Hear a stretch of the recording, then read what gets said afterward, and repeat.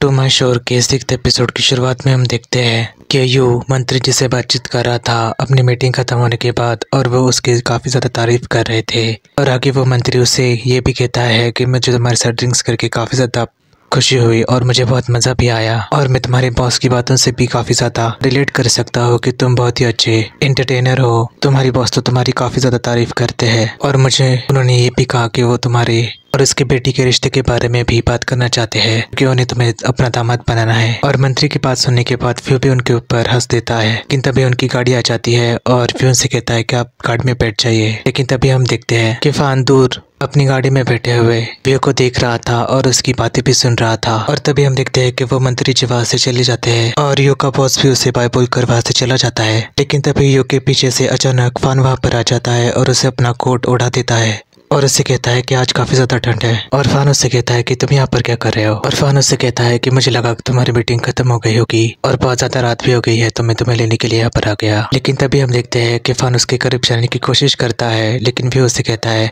कि मेरे करीब मत आओ, मैं काफ़ी ज़्यादा ड्रंक और स्मोक किया हूँ और मुझसे अभी गन भी आ रही है। लेकिन फान उससे कहता है कि तुम्हारी गन मुझे पसंद है। और आगे फान भी उससे कहता है कि मुझे बिल्कुल भी पसंद नहीं आया कि वो मंत्री तुमसे किस तरीके से बातचीत कर रहा था।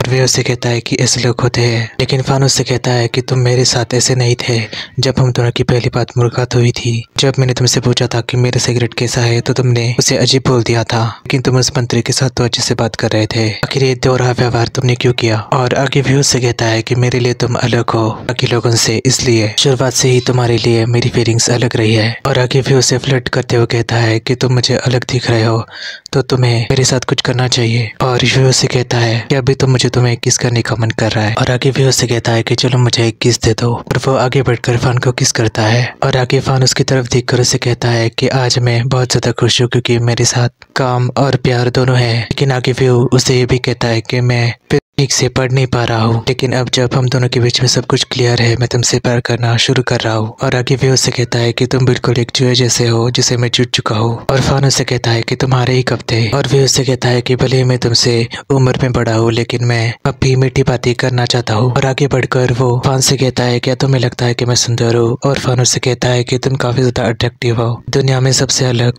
तुम वो इंसान हो जो मैंने पहली बार देखा है जो इतना अच्छा है। और फिर उससे कहता है कि बस यही मुझे बस यही चाहिए। और फिर उससे कहता है कि चलो घर चलते हैं। और आगे फिर उसके गले का लॉकेट पकड़ कर बोलता है कि मैंने तुम्हारा मैसेज पढ़ लिया, इसमें तुम मुझे बोल रहे थे कि तुम्हें मुझे रंगना है। आगे हम देखते हैं कि व्यू एक बुक पढ़ रहा था, लेकिन उसके सामने ही बैठकर फान उसकी स्केच बना रहा था और वो दोनों ही एक दूसरे को देख रहे थे। लेकिन तभी अचानक फान उठकर व्यू के करीब आ जाता है, लेकिन व्यू उसे अपने पैर से दूर कर देता है। और आगे फान उससे कहता है कि तुम चुपचाप मुझे ड्राइंग करो बिल्कुल सीरियसली। और फान उससे कहता है कि फिर तुम मुझे ऐसे घूरना बंद कर दो, तुम्हारा ऐसा घूरना मुझे कॉन्सेंट्रेट नहीं कर पा रहा है। और आगे व्यू उसके हाथ देकर उससे कहता है कि मुझे लगा था कि तुम्हारे हाथ काफी ज्यादा खूबसूरत है, लेकिन मुझे ये नहीं पता था कि तुम पेंट भी कर सकते हो इन हाथों से। और फान उससे कहता है कि भले ही मैंने अपनी पढ़ाई पूरी नहीं की है लेकिन फिर भी मुझे कुछ आता है जैसे कि पेंटिंग करना। और फिर उससे कहता है कि फिर तुम मुझे दिखाओ कि तुम कैसे पेंटिंग बना सकते हो। और आगे फान उससे कहता है कि मेरी माँ को भी पेंटिंग बनाना बहुत अच्छा लगता था लेकिन उन्हें कभी कोई चांस नहीं मिला। लेकिन आगे वो उससे कहता है मेरा बड़ा भाई ही मेरी माँ का पहला स्टूडेंट था, लेकिन उसकी वजह से ही उन दोनों का तलाक हो गया, इसलिए मेरी माँ को हिम्मत करने से ही नफरत हो गई। लेकिन जब मेरी माँ की डेथ हो गई तो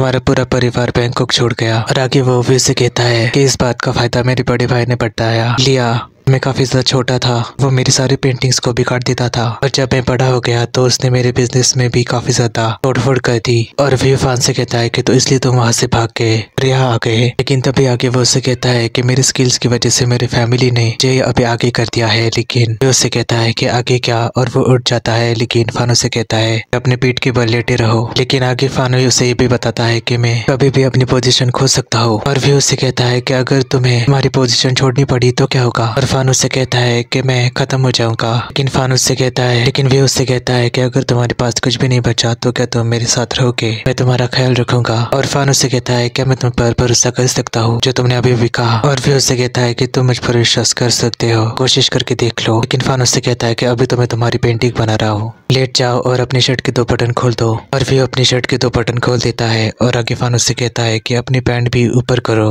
और वे उससे कहता है कि तुम ये पेंटिंग सिर्फ अपने प्लेजर के लिए बना रहे हो। लेकिन तभी फान उठकर व्यू के करीब आकर उससे कहता है कि मैं इसे पहले टेस्ट करना चाहता हूँ, तभी मुझे पेंटिंग बनाने में मजा आएगा। और वो आगे बढ़कर व्यू को किस कर देता है। और आगे हम देखते हैं इरफान को उसके ऑफिस के छुपे हुए कमरे में लेकर आता है जहाँ पर काफी ज्यादा फाइल्स रखी हुई थी। इरफान उससे कहता है कि मैंने तो ये पहली बार देखा, ऑफिस के अंदर एक गुप्त कमरा। और फिर उससे कहता है कि ये सारी फाइलें मेरी है। लेकिन तभी उसकी तरफ देखकर इरफान कहता है कि तुम काफी ज्यादा आकर्षक हो। और आगे हम देखते हैं कि इरफान उसे देखता ही रहता है, लेकिन तभी वो उसका टाई पकड़ लेता है और उसे अपनी तरफ खींचता है। लेकिन तभी वो उसके साथ इंटीमेट होने लगता है, लेकिन फिर उसे रोक देता है और उससे कहता है कि हम काम कर रहे हैं। लेकिन इरफान फिर भी उसके साथ इंटीमेट होने लगता है और फिर उससे कहता है कि हम ऑफिस में हैं, तुम ये सब करके मुझे बिगाड़ रहे हो। लेकिन तभी इरफान उसे किस कर देता है और वो दोनों एक दूसरे को पैशनेटली किस करने लगते हैं। लेकिन तभी दरवाजा खटकता है और वो दोनों ही चौंक जाते हैं। लेकिन तभी इरफान फिर से उससे करीब जाने की कोशिश करता है, लेकिन फिर उसे रोक देता है। और आगे हम देखते हैं कि व्यू को ये पता चलता है मेहमानों की लिस्ट के तौर पर चेयरमैन और उनकी बेटी भी आ रहे हैं। उसके स्टाफ को नहीं पता था कि उनका स्वागत कैसे करे। व्यू ने पता था कि उनके लिए अच्छे से कमरा और अच्छे गिफ्ट का भी इंतजाम कराया जाए। और वो उसके स्टाफ को डांट भी देता है और उनसे कहता है कि थोड़ा तो अपना दिमाग लगाओ। लेकिन तभी वहाँ पर इरफान आ जाता है और उससे कहता है कि जब तुम अपने स्टाफ के ऊपर चिल्ला रहे थे तो मैं भी डर गया था। लेकिन तभी वे उसे चाय सर्व कर देता है और इरफान उससे कहता है कि तुम मुझे यहाँ से भगाने के लिए चाय दे रहे हो। और आगे इरफान उससे ये भी कहता है कि वो भी उसके लिए सूप बनाएगा। और वो आगे भी उससे कहता है कि मुझे थाई फिल्में काफी ज्यादा पसंद है और हम वो सूप को पीते हुए फिल्में देखेंगे। लेकिन तभी वो को कॉल आ जाता है और वो फैन को दूर जाने को कहता है। लेकिन वो फोन उठाने के बाद चौंक जाता है और कहता है कि ठीक है मैं समझ गया। इरफान उससे कहता है कि क्या हुआ। और फिर उससे कहता है कि मुझे इस वीकेंड कुछ काम आया है, मैं तुम्हारे साथ समय नहीं बिता पाऊंगा। और इरफान उसकी तरफ गुस्से से देखता है। आगे हम देखते हैं कि वो के ऑफिस का एक कर्मचारी उससे कहता है कि तुम काफी ज्यादा थके हुए लग रहे हो, अपनी हेल्थ पर भी ध्यान दो। और आगे हम देखते हैं कि जैसे ही वो अपने घर का ताला खोलने वाला था उसे याद आता है इरफान ने उसके घर का लॉक बदल दिया था। घर के अंदर के उसके सारे इंसान के साथ के फोटोग्राफ्स को उसके फोटोग्राफ्स के साथ रिप्लेस कर दिया था। और आगे इरफान उसे ये भी कहता है कि मैंने लॉक इसलिए भी बदला है क्योंकि कई लोग बहुत ज्यादा अजीब है, पता नहीं कब आ जाए। और फिर वो अंदर आ जाता है और देखता है कि इरफान कुक कर रहा था। लेकिन तभी वो देखता है कि इरफान का हाथ जल जाता है कुक करते हुए और वो उसकी हेल्प करने के लिए आगे आ जाता है। उसे कहता है क्या तुम ठीक हो। इरफान उससे कहता है कि तुम इतनी जल्दी कैसे आ गए। लेकिन तभी वो उसे किस कर देता है। उससे कहता है कि मुझे तुम्हारी याद आ रही थी इसलिए मैं तेज गाड़ी चलाते हुए घर पे जल्दी आ गया। और आगे वो उसका बनाया हुआ खाना देखकर उसे कॉम्प्लीमेंट करता है कि मैंने नहीं सोचा था कि तुम सचमुच में कुक कर सकते हो। लेकिन तभी इरफान उससे कहता है कि इसलिए तो मैंने कुक को मेरा खाना चखने के लिए यहाँ पर बुलाया है। लेकिन वे उसे ताना मारते हुए कहता है कि तुम कुक बिल्कुल भी अच्छे नहीं हो, तुम काफी ज्यादा हार्डी इंसान हो, तुम्हें किचन में रखना बेकार है, तुम्हें पता है कि तुम्हारी जगह कहाँ पर है, अंदर कमरे में। उसके बाद सुनकर फैन को भी अच्छा लगता है और वो उसका टाई पकड़कर उसे किस करने जाता है। लेकिन तभी वो उसे रोक देता है और उसे कहता है कि चलो डाइनिंग टेबल सजाते हैं। इरफान उससे कहता है कि तुम काफी ज्यादा जंगली खेल खेलते हो। इरफान उससे कहता है कि चलो डाइनिंग टेबल पर ही करते हैं। लेकिन वो उससे कहता है कि पहले हमें खाना खाना चाहिए। लेकिन इरफान उससे कहता है कि ठीक है मैं तुम्हें खाता हूँ और वो उसकी गली पर उसे काटने लगता है। और आगे हम देखते हैं कि वो उसका बनाया हुआ सेब टेस्ट करता है। उसे कहता है कि सूप काफी ज्यादा अच्छा बना है। और आगे वो उसकी रेसिपी की बुक उसे दिखा देता है। आगे वो उससे माफी मांगता है कि वो उसके साथ फिटिंग नहीं बिता पा रहा है। वो उससे कहता है कि मैंने सब कुछ बिगाड़ दिया। और इरफान उसे कहता है क्या बिगड़ा, अभी भी संडे है। और आगे वो उसे कहता है कि मुझे ऐसे वीकेंड बिताना पसंद है कि हम दोनों सिर्फ एक दूसरे के साथ ही टाइम स्पेंड करें। लेकिन तब उसकी बात को काटते हुए इरफान उसे कहता है तुम्हारे एक्स ने तुम्हारे साथ कभी शांत रहकर कि नहीं मनाया। और वे उसे कहता है कि वो काफी ज्यादा जवान लड़का है इसलिए उसे शांति पसंद नहीं है, वो पार्टियों में जाता है, उसे भीड़ पसंद है। और इरफान उससे कहता है क्या उसका खाना तुम्हें पसंद है। उसके हाथ से सूप पीते हुए फिर उससे कहता है कि वो कभी भी किचन में कदम नहीं रखता था। और इरफान उससे कहता है कि हाँ मुझे याद आया, तुम्हें अक्सर खाना बनाया करते थे। और फिर उससे कहता है कि पास्ट के बारे में इतनी बातचीत मत करो, मुझे यकीन है कि आज रात हमें कोई भी डिस्टर्ब नहीं करेगा। और इरफान उसके बालों के ऊपर हाथ फेरते हुए उससे कहता है कि तुम इस सप्ताह मेरे साथ क्या करना चाहोगे। और आगे वो उसके और भी करीब चला जाता है और उससे कहता है कि अच्छा मुझे जो चाहिए वो तो मुझे दोगे। और आगे भी उससे कहता है कि मैंने तुम्हें अपनी सबसे कीमती चीज दी हुई है, अब तुम्हें क्या चाहिए। और तब भी उसे देखते हुए इरफान यही सोचता है कैसे वो उसके दोस्त के साथ बातचीत कर रहा था के बारे में। और उसके दोस्त ने उसे कहा था तुम तो पहले उसके साथ सो चुके हो और अब तुम्हें उससे क्या चाहिए। और इरफान उसे कहता है कि लाइफ काफी ज्यादा बोरिंग है, बस टाइम पास करने के लिए उसका उपयोग कर रहा हूँ और जब मेरा काम पूरा हो जाएगा मैं उसे छोड़ दूंगा। लेकिन तभी हम देखते हैं कि इरफान उसके ऊपर चढ़ जाता है और उसे जोर से किस करने लगता है। और उसे देखकर इरफान भी यही सोचता है तुम्हें नहीं लगता कि तुम कुछ ज्यादा ही सॉफ्ट हार्टेड हो, बहुत ही जल्दी प्यार में पड़ जाते हो। लेकिन तभी हम देखते हैं कि वो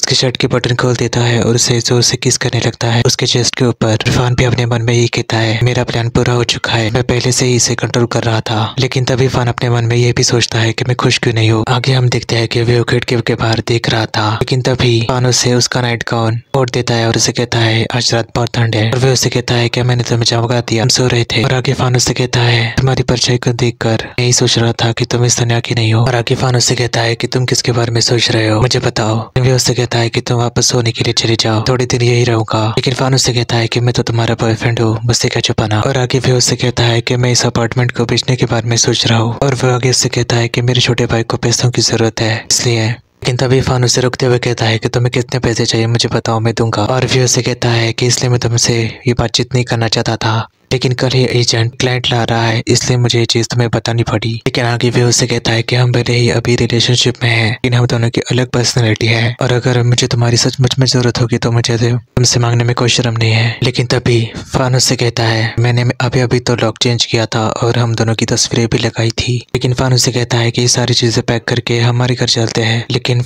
उससे कहता है कि कंपनी ने मुझे एक और अपार्टमेंट दे दिया है। लेकिन इरफान उससे कहता है कि तब क्या। और फिर उससे कहता है अभी साथ रहने के बाद हम कुछ समय के लिए टाल देते हैं। और वो लाइट बंद करके सो जाता है। लेकिन तभी इरफान भी अपने मन में यही सोचता है कि तुम्हारे आसपास इतने सारे लोग क्यों है, अब तुम्हारा छोटा भाई भी आ गया, आखिर कब तुम सिर्फ मुझे ही देखोगे। और आगे हम देखते हैं कि वो दोनों बाहर आ जाते हैं और फिर इरफान से कहता है कि मेरे गुरुजी मुझसे मिलना चाहते हैं। इरफान भी उससे कहता है कि मैं कुछ कंपनी का काम करूंगा, तुम आगे बढ़ो। लेकिन तभी हम देखते हैं इरफान गुस्से से बाहर आ जाता है और अपनी गाड़ी में बैठकर पियो के छोटे भाई से मिलने के लिए आ जाता है। और उसका भाई इरफान से कहता है कि चलो बैठकर बात करते हैं। और आगे इरफान उससे काफी ज्यादा गुस्सा करता है और उससे कहता है तुमने लोगों को फंसाकर अपने सारे पैसे डुबा दिए, अपने भाई को तकलीफ दे रहे हो। उसका भाई उससे कहता है कि मैं एक बिजनेसमैन हूँ और इसलिए मुझे लॉस हो गया, इससे तुम्हारा कोई भी लेना देना नहीं है। लेकिन वो का भाई उससे कहता है कि तुमने तो मुझसे कहा था कि तुम मेरे भाई के दोस्त हो और तुम मेरी मदद करोगे, इसलिए मैं तुमसे मिलने के लिए तैयार हुआ। लेकिन तभी इरफान उसके ऊपर और भी ज्यादा गुस्सा हो जाता है और उससे कहता है तुम इतने बड़े हो गए हो लेकिन फिर भी अपने भाई के ऊपर डिपेंडेंट रहो। लेकिन वो का भाई उससे कहता है कि मैं जानता हूँ कि मेरे भाई का और तुम्हारा क्या रिश्ता है, तुम मेरी मदद करो, बदले में मैं उसे तुम्हारे साथ कुछ रातें और बिताने के लिए कहूंगा। और इरफान उससे कहता है कि तुम मेरा मजाक उड़ा रहे हो, तुम मेरी मदद के लायक नहीं हो। और आगे इरफान उससे कहता है कि तुम जो कीमत मांग रहे हो वो काफी ज्यादा बड़ी है, अगर वो अपना अपार्टमेंट बेच भी देता है तो भी तुम्हारा खर्चा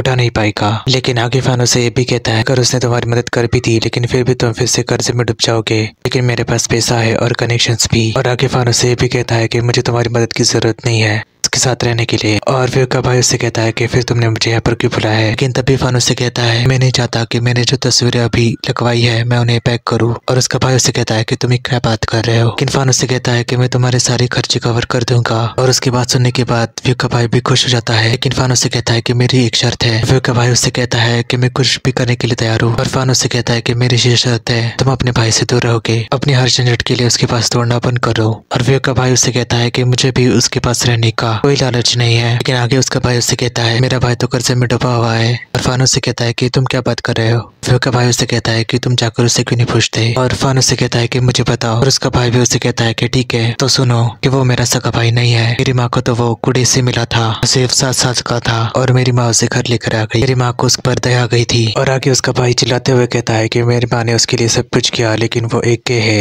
इरफान उससे कहता है कि तुम्हें इस बात से इतनी प्रॉब्लम क्यों है। उसका भाई उससे बताता है कि इसकी वजह से उसे ज्यादा ह्यूमिलिएशन झेलना पड़ा। और आगे उसका भाई इरफान से कहता है कि उसकी वजह से मुझे काफी ज्यादा तकलीफें झेलनी पड़ी और इसी की वजह से मैंने मेरी माँ को भी खो दिया। लेकिन इरफान उससे कहता है कि तो इसमें उसकी गलती क्या है। उसका भाई इरफान से कहता है कि यही कि अगर वो के नहीं होता तो ये सब नहीं होता। इरफान उससे कहता है कि तुम सब चीज के लिए व्यू को ब्लेम करना बंद कर दो। और वो उठ जाता है और उसके भाई से कहता है कल सुबह 10 बजे तुम्हारा काम हो जाएगा। और उसका भाई उसे हाथ मिलाने के लिए अपना हाथ आगे बढ़ाता है। लेकिन तभी इरफान अपनी सिगरेट से उसका हाथ जला देता है और उसे ये कहकर चला जाता है कि यहाँ पर कोई भी कूड़ादान नहीं है, इसलिए मुझे तुम्हारे हाथ का इस्तेमाल करना पड़ा। अगली सुबह हम देखते हैं कि व्यू इरफान को लेकर कहीं पर आ जाता है। लेकिन इरफान उससे कहता है कि मुझे पता नहीं था कि तुम मुझे किसी से मिलवाने वाले हो। लेकिन तभी इरफान को चीखा हुआ देखकर इरफान उसके गले पर का स्कार्फ उसे पहना देता है। लेकिन इरफान उससे कहता है कि मुझे इसकी जरूरत नहीं है। लेकिन वो उससे कहता है कि पहनो, काफी ज्यादा सर्दी है। और उसका पहना हुआ स्कार्फ फान सूंघने लगता है और वो दोनों ही अंदर चले जाते हैं। और आगे हम देखते हैं कि वो दोनों कहीं और नहीं बल्कि यूकी ही माँ की कब्र पर आए थे।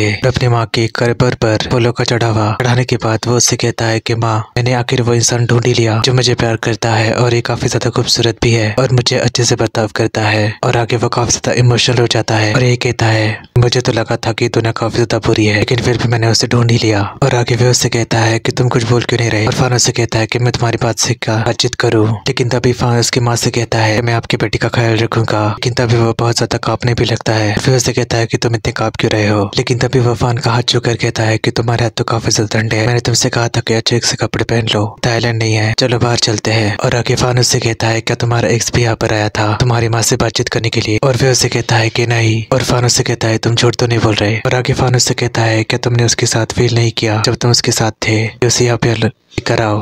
और फिर उसे ये कहता है कि वो काफी ज्यादा यंग है इसलिए वो नहीं समझता, इसलिए मैं उसे यहाँ पर नहीं लेकर आया, वो मेरे आतिथ को नहीं समझ पाएगा। लेकिन फान उससे कहता है कि तुम मुझे बूढ़ा बोल रहे हो। और आगे हम देखते हैं कि व्यू फान से यही बातचीत कर रहा था कि उसने उसके एक्स के साथ कभी भी ऐसा फील नहीं किया और उसे पता था कि वो रिश्ता ज्यादा दिन तक नहीं टूटेगा और वो उसे समय दे रहा था, लेकिन उसने उसके साथ ब्रेकअप कर लिया। और आगे फान उससे कहता है कि तुम हमारे रिश्ते के बारे में क्या सोचते हो। और फिर उससे कहता है कि तुम्हारा और मेरा रिश्ता काफी ज्यादा अलग है, तुम्हारे साथ मैंने कुछ भी नहीं सोचा और मैंने तुम्हारे साथ काफी ज्यादा बेवकूफी की है और हमारे रिश्ते से मुझे जो भी मिलेगा मैं वो स्वीकार करूंगा। लेकिन तभी वो उससे कहता है कि बाहर बहुत ठंड है, अंदर बैठ जाते हैं। और कार में आने के बाद वो उसे एक पत्र दिखाता है और उसे कहता है कि एक वचन पत्र है जो मैं तुम्हें दे रहा हूँ क्योंकि मैं तुम्हारा हमेशा ऋणी रहूंगा, तुमने मेरे छोटे भाई की हेल्प की। और आगे फान उससे कहता है कि मैंने तुमसे कहा था कि इस सब पे तुम शामिल मत हो, कि तुमने फिर भी इसमें अपना हाथ लगाया, इसमें काफी ज्यादा जोखिम थी, लेकिन फिर भी तुमने मेरे भाई की मदद की। लेकिन तभी फान उसका हाथ पकड़ लेता है और उससे कहता है कि सिर्फ पैसों की बातचीत है, इसमें कोई जोखिम नहीं है, लेकिन मैंने तुम्हारे भाई की हेल्प इसलिए नहीं की क्योंकि वो तुम्हारा भाई है, मैंने इसलिए की क्योंकि मैं तुम्हारी घर का ताला